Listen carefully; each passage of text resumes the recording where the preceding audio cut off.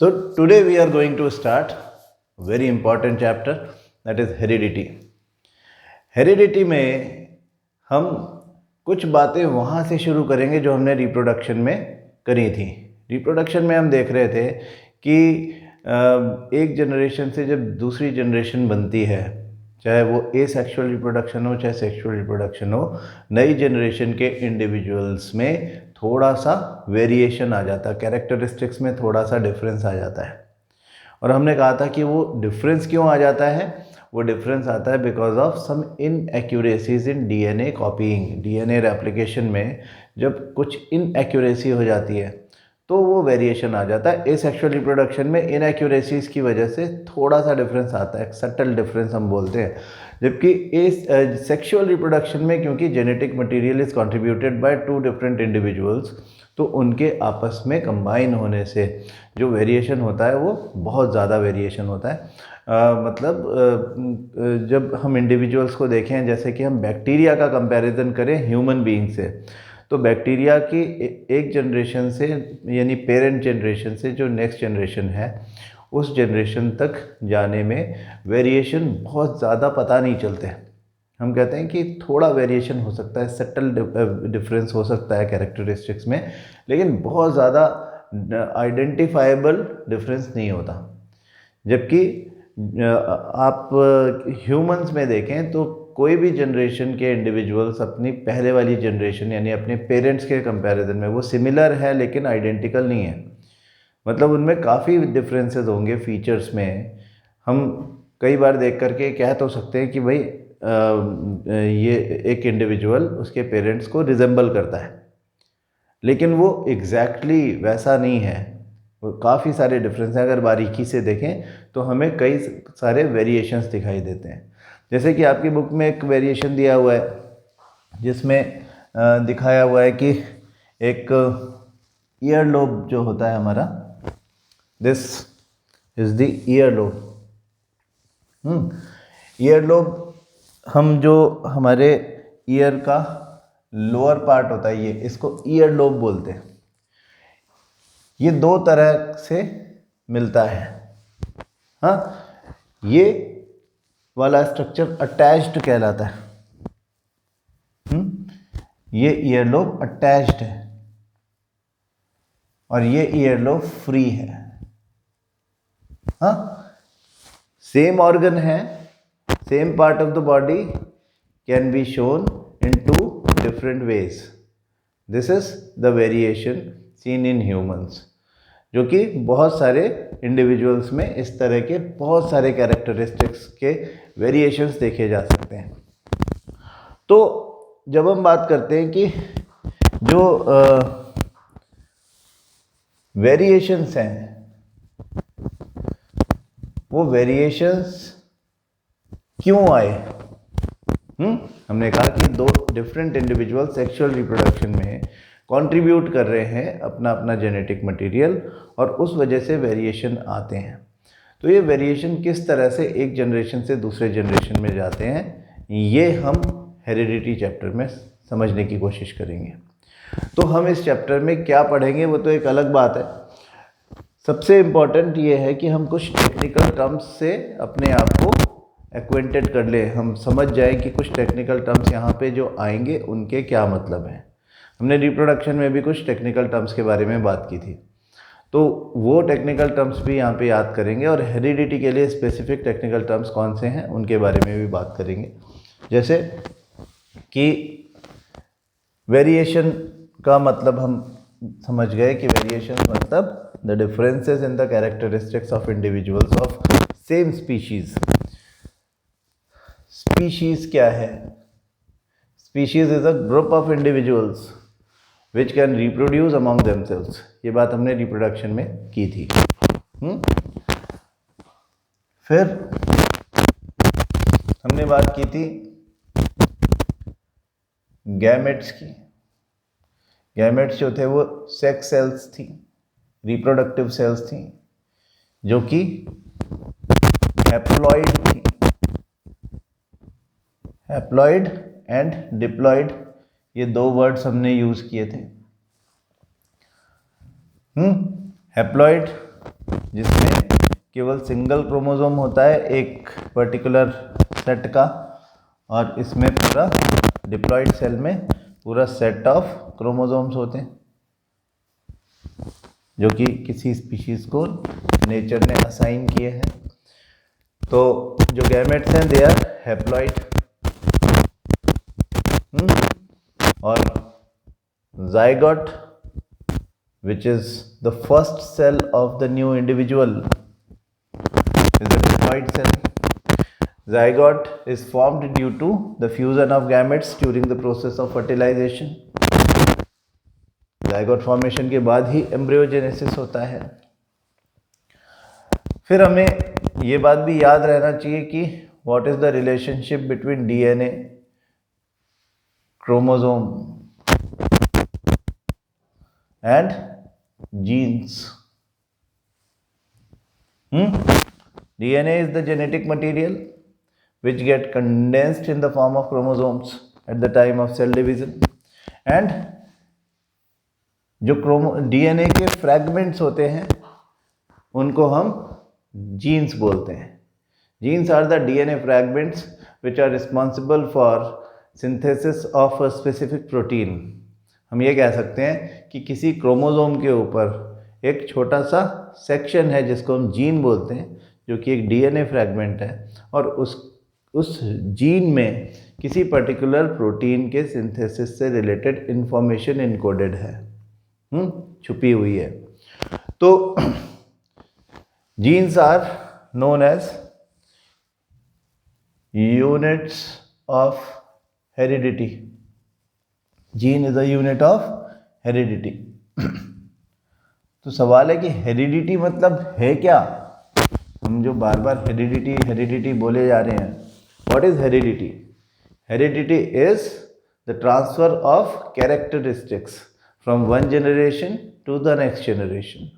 There are some characteristics which get transferred from the parent generation to the progeny. What is progeny?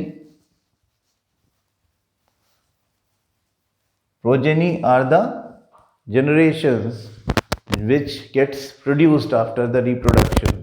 Parent generation के बाद progeny होती है। Progeny मतलब individuals, जो बच्चे हैं जो कि रिप्रोडक्शन की प्रोसेस में प्रोड्यूस होते हैं, उनको हम प्रोजेनी बोलते हैं।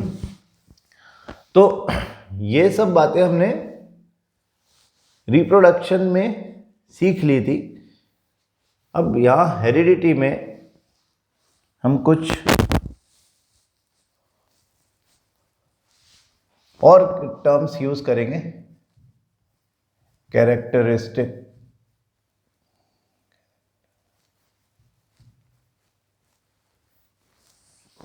कैरेक्टरिस्टिक्स और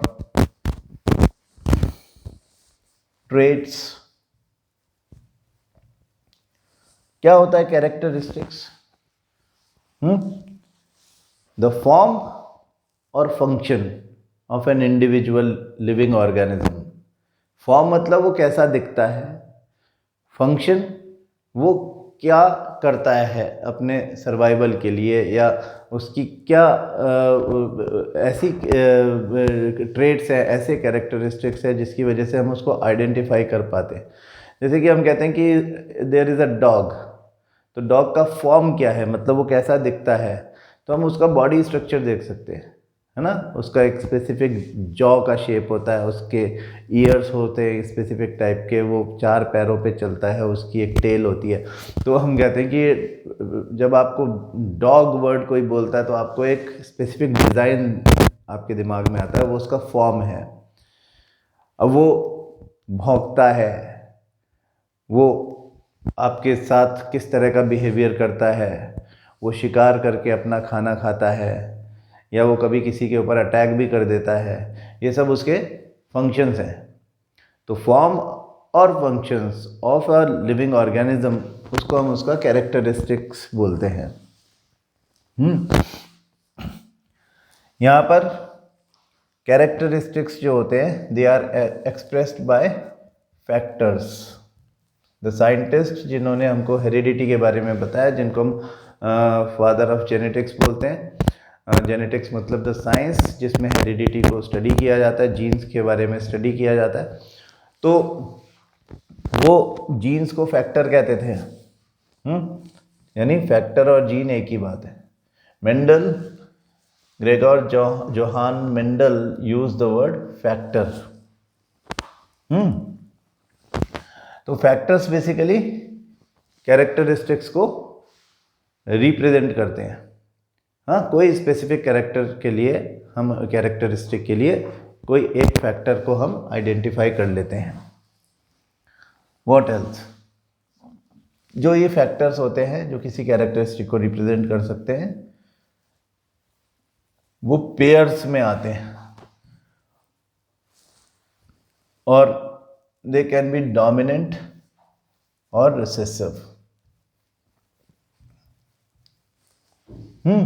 जैसे हम दो फैक्टर्स आइडेंटिफाई कर रहे हैं for a characteristic height. Height क्या है? Height is characteristic of an individual living organism. Height को रिप्रेजेंट करने के लिए जो फैक्टर या जीन है वो दो तरह का हो सकता है, या तो कैपिटल टी जो कि टॉलनेस को रिप्रेजेंट कर रहा है, और स्मॉल टी जो कि ड्वार्फनेस को रिप्रेजेंट कर रहा है। शॉर्ट, कम हाइट को हम ड्वार्फनेस बोल रहे हैं। अब capital T, small T are the two genes और टू फैक्टर्स जो कि क्रोमोसोम के ऊपर होंगे। Genes are located on the chromosomes. Chromosomes are the thread like और रॉड लाइक स्ट्रक्चर्स जो कि डीएनए के कंडेंस होने के बाद बनते हैं। यानी डीएनए जो एक क्रोमेटिन मटेरियल की फॉर्म में किसी सेल के न्यूक्लियस में जैसे कि कोई थ्रेड, बहुत सारा थ्रेड लाइक स्ट्रक्चर है, वैसा पड़ा रहता है। और at the time of cell division ये क्रोमेटिन मटेरियल कंडेंस हो जाता है, इस तरह से डेंस होकर के रॉड शेप्ड या थ्रेड शेप्ड स्ट्रक्चर बना लेते हैं।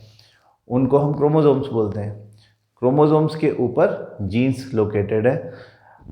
जब दो individuals at the time of sexual reproduction fertilize करते हैं, फर्टिलाइजेशन के टाइम पर मेल एंड फीमेल के गैमेट्स आपस में फ्यूज़ होते हैं, आपने रिप्रोडक्शन में पढ़ा है, और उसके बाद zygote is a single diploid cell वो बनती है। तो जाइगोट फॉर्मेशन के time chromosomes which are compatible to each other get combined and make pairs with each other. ठीक है, क्रोमोसोम्स कंपैटिबल तब होंगे जब उनके ऊपर सिमिलर जीन सीक्वेंस होगा। मैंने आपको रिप्रोडक्शन के टाइम भी ये बात बताई थी कि एक क्रोमोसोम मेल से आया, दूसरा क्रोमोसोम फीमेल से आया। हम कहते हैं कि there are 23 pairs of 46 chromosomes in a single human cell. तो ह्यूमन के जो गैमेट्स हैं, क्योंकि यानी स्पर्म और ओवम जो है वो क्योंकि हैप्लॉइड सेल्स हैं, तो उनके पास 23 क्रोमोसोम्स ईच होते हैं। और ये 23 chromosomes eight the time of fusion of gametes यानी फर्टिलाइजेशन के टाइम एक दूसरे के साथ में पेयरिंग करते हैं। तो पेयरिंग का बेस ये है कि 23 and 23 chromosomes from male and female when come together after fertilization inside the zygote, तो they identify their partners. They identify their compatible chromosomes.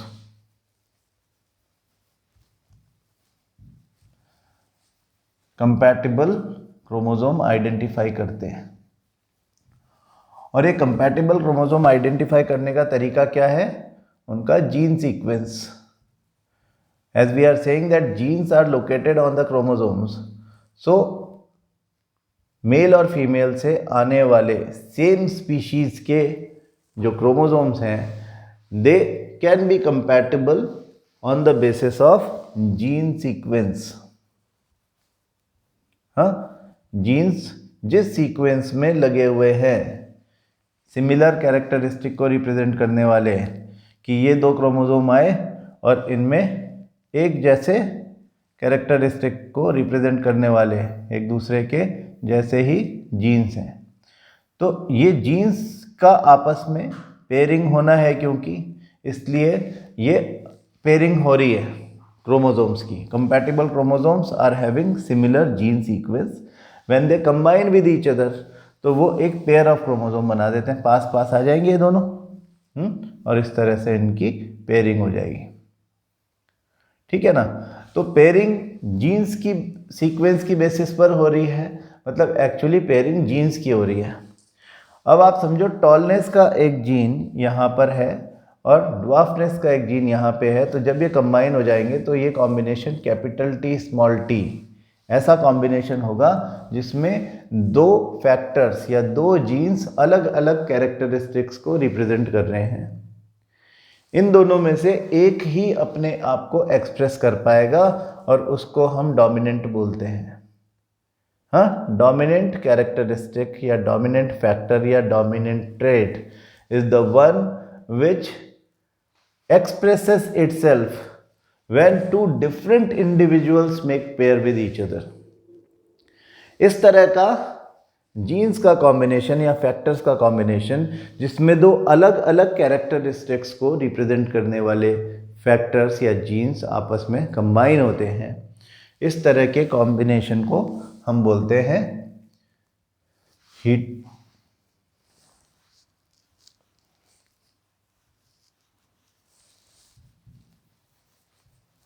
Hybrid.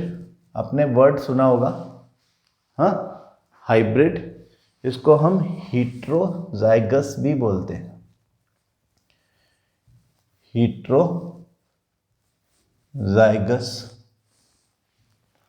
और इसको हम इम्प्योर भी कहते हैं। इम्प्योर और हीट्रोजाइगस और hybrid are the same thing. जब दो इस तरह के अलग अलग कैरेक्टरिस्टिक्स को रिप्रेजेंट करने वाले factors during the pairing of chromosomes आपस में कंबाइन हो जाते हैं। ठीक है, इन दोनों में से एक ही अपना कैरेक्टरिस्टिक शो करेगा और वो वाला फैक्टर डोमिनेंट फैक्टर कहलाएगा। तो we can say that dominant factor is the factor और dominant character is the characteristic which expresses itself in a hybrid or heterozygous combination। जो heterozygous combination में एक्सप्रेस करे अपने आप को वो डोमिनेंट है, और जो ना कर पाए वो रिसेसिव है। रिसेसिव इज द फैक्टर और trait which cannot express itself in a heterozygous combination। वो तभी अपने आप को एक्सप्रेस करेगा जब उसके जैसा ही दूसरा आएगा उसके साथ कंबाइन होने के लिए। अगर दोनों तरफ स्मॉल टी होते तो कॉम्बिनेशन ऐसा होता, दोनों तरफ कैपिटल टी होते तो कॉम्बिनेशन ऐसा होता, और यहाँ पे एक्सप्रेशन वही होता जो इन दोनों का है, क्योंकि दोनों में कोई झगड़ा ही नहीं है। दोनों एक ही चीज़ कह रहे हैं, ये भी कह रहा है कि टॉल होना चाहिए, ये भी कह रहा है टॉल होना चाहिए, तो दोनों के कॉम्बिनेशन से टॉलनेस कैरेक्टरिस्टिक एक्सप्रेस होगा। अगर दोनों कह रहे हैं ड्वार्फ होना चाहिए तो फिर ड्वार्फ ही होगा। लेकिन अगर टॉल एंड ड्वार्फ दोनों आपस में कंबाइन होकर पेयर बनाते हैं, एक हीट्रोजाइगस कॉम्बिनेशन बना देते हैं, तो ऐसे में जो डोमिनेंट है वो अपने आप को एक्सप्रेस करेगा, यानी कि ये टॉल होगा। तो ये भी टॉल, दोनों में फर्क क्या कि ये हीट्रोजाइगस या हाइब्रिड है और ये होमोजाइगस है। जब एक जैसे कैरेक्टरिस्टिक को रिप्रेजेंट करने वाले फैक्टर्स कंबाइन होते हैं तो हम उसको होमोजाइगस कॉम्बिनेशन बोलते हैं। Homozygous can also be called as pure combination. Homozygous, heterozygous are two important terms. heterozygous को हम हाइब्रिड भी बोलते हैं, ये बात आपको याद रहना चाहिए। ठीक है, तो आपको कैरेक्टरिस्टिक का मतलब पता चल गया, फैक्टर का मतलब चल गया पता, होमोजाइगस हीट्रोजाइगस पता चल गया, हाइब्रिड पता चल गया, डोमिनेंट पता चल गया, रिसेसिव पता चल गया। These are important characteristics we are going to use जब हम हेरिडिटी चैप्टर पढ़ेंगे, मेंडल के एक्सपेरिमेंट्स पढ़ेंगे। फिर मेंडल ने कुछ एक्सपेरिमेंट किए। उन एक्सपेरिमेंट को उन्होंने कुछ टेक्निकल टर्म्स यूज़ किए, जैसे जैसे वो हम पढ़ते जाएंगे हम उनके बारे में समझते जाएंगे, लेकिन हम टर्म्स देख लें क्या क्या यूज़ किए उन्होंने। मोनोहाइब्रिड क्रॉस, दो जनरेशन, दो इंडिविजुअल्स के या दो मेल और फीमेल के आपस में उन्होंने कॉम्बिनेशन करवाए। और मोनोहाइब्रिड क्रॉस का मतलब when a single characteristic is observed, कि वो कैसे एक जनरेशन से दूसरे जनरेशन में जाता है। बेसिकली मेंडल के जो एक्सपेरिमेंट्स थे, उन एक्सपेरिमेंट्स के बारे में एक थोड़ा सा बैकग्राउंड हमें पता होना चाहिए कि ये जो साइंटिस्ट थे जिनको हम फादर ऑफ जेनेटिक्स बोलते हैं, ग्रेगर जोहान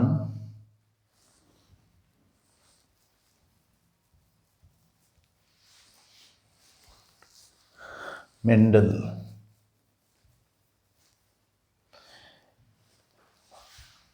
इन्होंने बेसिकली तो ये एक मैथमेटिशियन थे।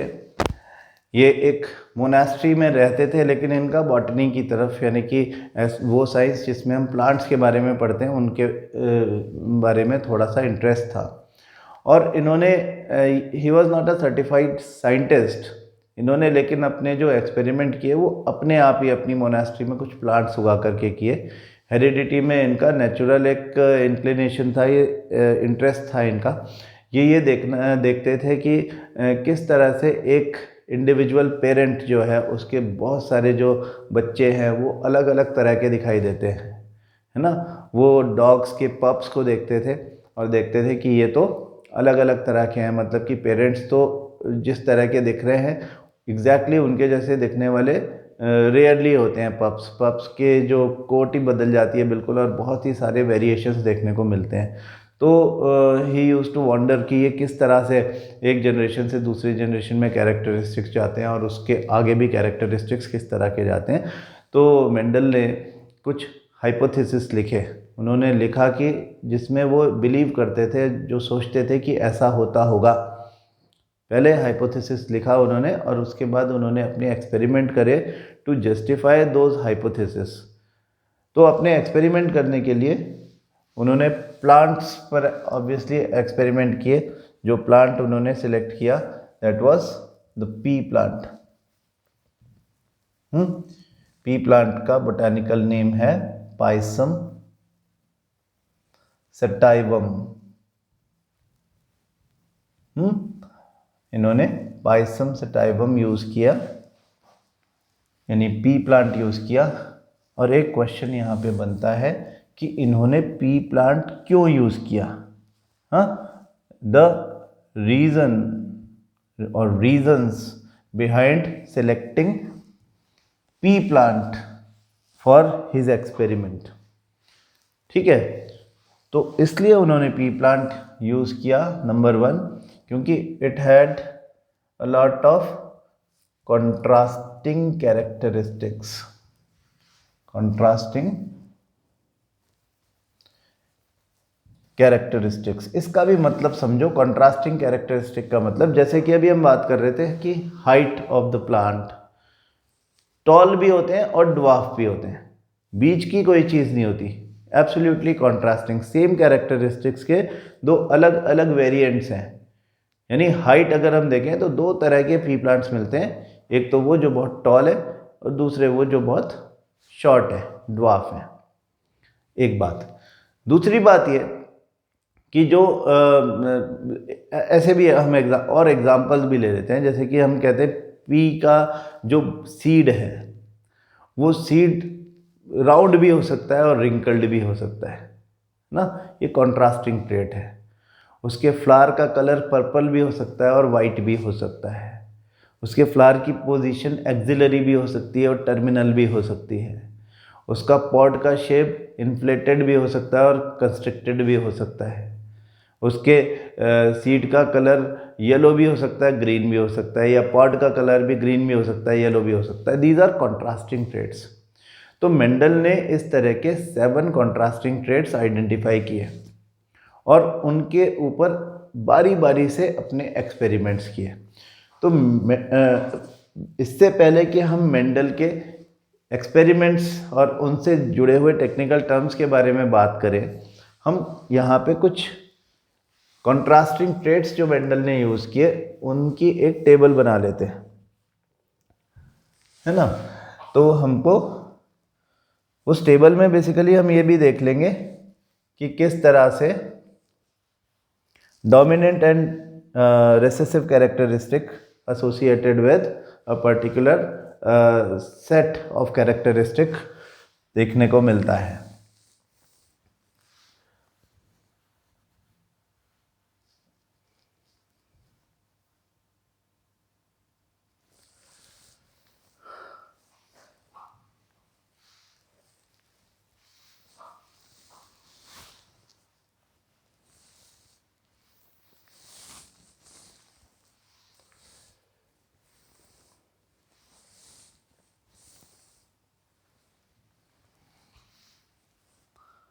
तो हम यहाँ पे कैरेक्टरिस्टिक लिखेंगे, यहाँ लिखेंगे कि उनमें से डोमिनेंट कौन सा है और रिसेसिव कौन सा है।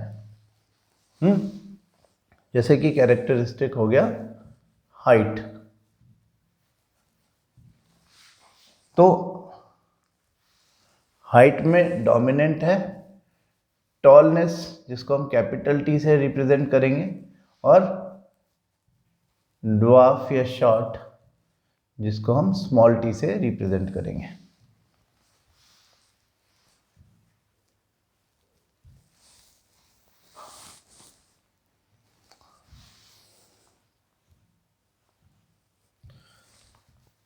फिर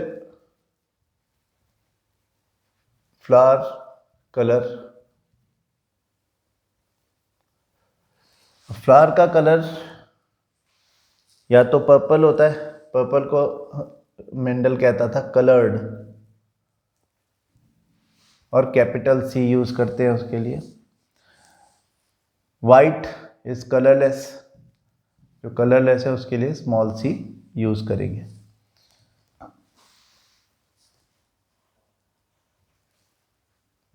number 3, flower position on the plant.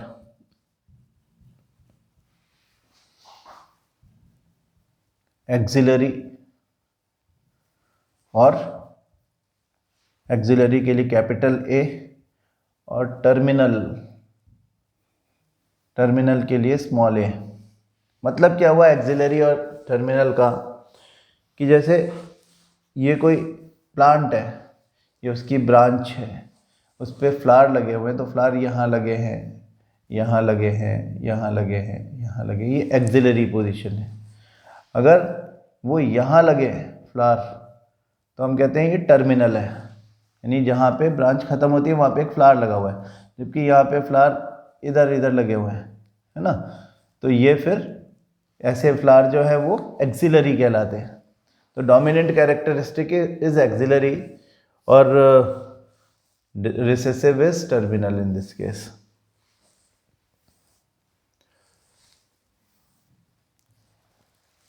फिर देखो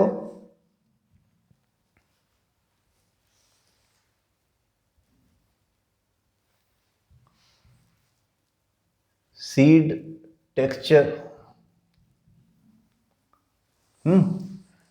टेक्सचर मतलब उसके शेप की बात हो रही है, कैसा दिखता है।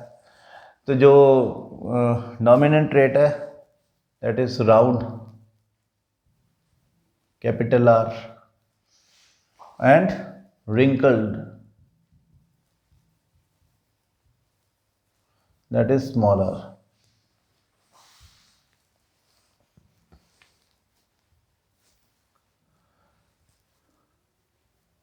सीड कलर, यहाँ पे येलो डोमिनेंट होता है, इसको कैपिटल वाई से डिनोट करते हैं, and green small y. Then pod texture,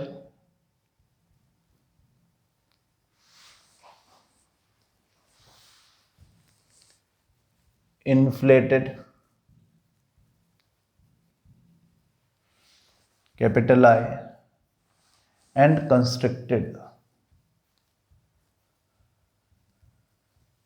that is small I.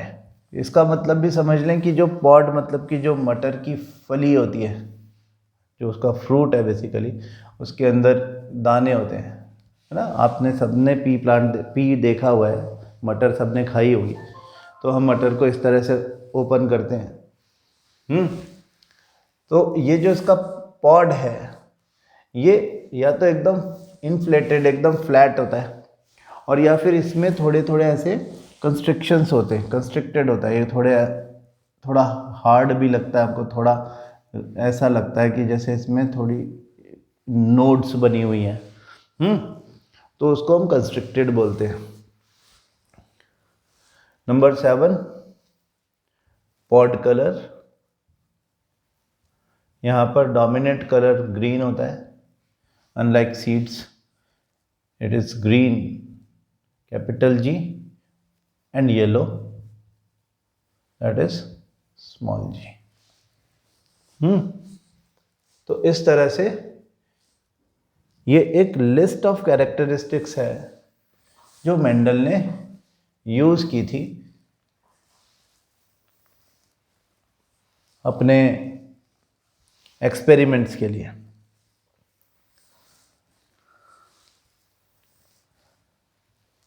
तो ये सब लिस्ट को लेकर के एक एक करके उन्होंने सबसे रिलेटेड 2 तरह के एक्सपेरिमेंट्स किए, जिनको हम monohybrid cross and dihybrid cross बोलते हैं। और with the help of these experiments Mendel ने ये एक्सप्लेन किया कि how the characteristics get transferred from one generation to the next generation. उनकी जो एक्सप्लेनेशन थी, जो उनका कंक्लूजन था related to the experiments he performed, उन कैरेक्टरिस्टिक को उन्होंने कुछ रूल्स के बारे में रूल्स की तरह से रिप्रेजेंट किया, जिनको हम लॉज ऑफ इनहेरिटेंस बोलते हैं। हाँ, तो ये लॉज ऑफ इनहेरिटेंस क्या है, मेंडल के एक्सपेरिमेंट्स क्या थे, उनकी ऑब्जर्वेशंस क्या थी, और उनके कंक्लूज़न क्या थे ऑब्जर्वेशन के, what are the laws of inheritance, ये हम आने वाली क्लासेस में सीखेंगे। ठीक है, तब तक आप इसका इंट्रोडक्टरी पार्ट ठीक से समझे, और इस चैप्टर में मैंने आपको जो इम्पॉर्टेंट टर्म्स बताए हैं वो टर्म्स आप बहुत अच्छी तरह से देखें। इन सब्सिक्वेंट क्लासेस हम उनको रिपीट करते रहेंगे, आपको वो सब चीज़ें याद होती जाएंगी, है ना। तो एक चीज़ और, हमने जो कैरेक्टरिस्टिक्स लिखे थे उसमें एक नाम मैं आपको बताना भूल गया। हम ये जो कॉम्बिनेशन इस तरह की पेयरिंग कर रहे हैं, हम कह रहे थे दोनों में से एक डोमिनेंट है और दूसरा रिसेसिव है। यहाँ पे एक वर्ड और लिख लें आप, जिसको हम अलील बोलते हैं। हाँ, अलीलोमॉर्फ, जिसे हम शॉर्ट में कहते हैं अलील्स। तो अलील का मतलब होता है पार्टनर्स, जोड़ीदार। हाँ, ये 2 फैक्टर्स जो एक दूसरे के जोड़ीदार हैं, एक दूसरे के पार्टनर्स हैं, वो दोनों एक दूसरे के अलील्स कहलाते हैं। तो allele is a pair of genes, a pair of factors, जो एक जैसे भी हो सकते हैं और अलग अलग भी हो सकते हैं। एक जैसे है तो होमोजाइगस, और अलग अलग है तो हीट्रोजाइगस, है ना। बस, तो आज के लिए इतना ही। आप इंट्रोडक्शन ठीक से पढ़ो, जो टेक्निकल टर्म्स हमने बताए हैं रिप्रोडक्शन के भी और हेरिडिटी के लिए अच्छे से पढ़ लो। किसी भी बात का मतलब समझ में नहीं आए तो जस्ट कॉल मी और मैसेज मी, लेकिन एक भी कंफ्यूजन नहीं होना चाहिए किसी भी टर्म को लेकर के। कोई भी बात समझ में नहीं आती, बहुत ध्यान से इसे पढ़ना है, कंसेप्ट क्लैरिटी होगी तभी हम इस चैप्टर से रिलेटेड क्वेश्चंस को आंसर कर पाएंगे। ठीक है, तो see you in the next class. Thank you.